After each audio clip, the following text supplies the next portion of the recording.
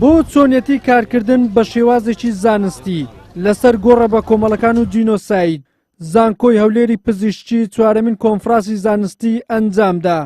لە کۆنفرانسەکەدا 22 توێژینەوە لەسەر قوربانیانی گۆڕە بە کۆمەڵەکان و بە جینۆساید ناساندنی کارەساتەکانی کورد پێشکەش کرا. ئەم کۆنفرانسە زیاتر بۆ ئەوەیە کە ئێمە چۆن ڕێکاری زانستی و علمیانە بگرین بۆ ناساندنی گۆڕە بە کۆمەڵەکان، چونکە ئەمە سێکێکە لەو کێشانەی تاکو ئێستا بەکراوی ماوەتەوە. ڕێنانی زانست بۆ ئەم مەسەلانە زۆر باوە لە دنیادا. ئێمەش هەوڵمان داوە لە زانکەکانی خۆمانە بتوانین سوود لەو پێشکەوتوانەی کە لە بواری تۆبیا هەیە کە لە بوارەکانی ترا هەیە بۆ ناساندنی گۆڕە بە کۆمەڵەکان. تەبان پسپۆری تایبەت هەیە لە وەزارەت، ئێمە مختبەرمان هەیە، بەڵام من پێم وانە بەتەنها زانکۆکان بتوانن ئەمە بکەن. ئەمە پێم وایە پێویستمان بە هاوکاری شوێنەکانی تریشا بێت.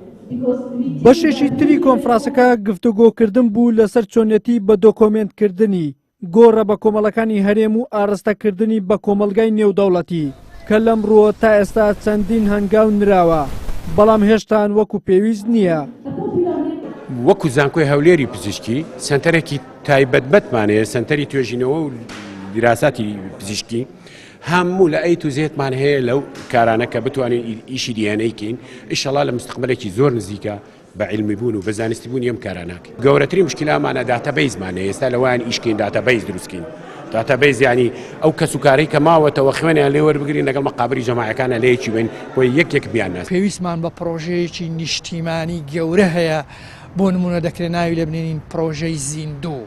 ئەم پرۆژەیە باسی ئەوە بکا کە بەرپرسیارەتی وەزارەتی پەروەردە چییە سەبارەت بەوەی کە چۆن مامەڵە لەگەڵ جینۆساید بکرێ و چۆن لە میتۆدەکانی خوێندندا ئەم پرسە بە زیندویی دەهێڵدرێتەوە و دەکرێتە بەشێک لە یادەوەری مناڵ و نەوەی تازە بۆ ئەوەی لە داهاتوودا هەوڵ بدەین کە جارێکی تروسی کارەسات نەبینەوە. دەکرێت لەم پرۆژەیەدا بەرپرسیارەتی وەزارەتی خوێندنی باڵا دەستنیشان بکرێت کە چۆن ئێمە جینۆساید دەکەین بە بەشێک لە توێژینەوەی زانستی و عەقڵی زانستی ئینسانی کوردی پێوە مەشغوڵ دەکەین بۆ ئەوەی کە جارێکی تروسی جینۆساید نەبێتەوە لە ئایندەدا بە چ شێوەیە کار بکە بۆ ئەوی مافەکانی بەرجەستە بکە.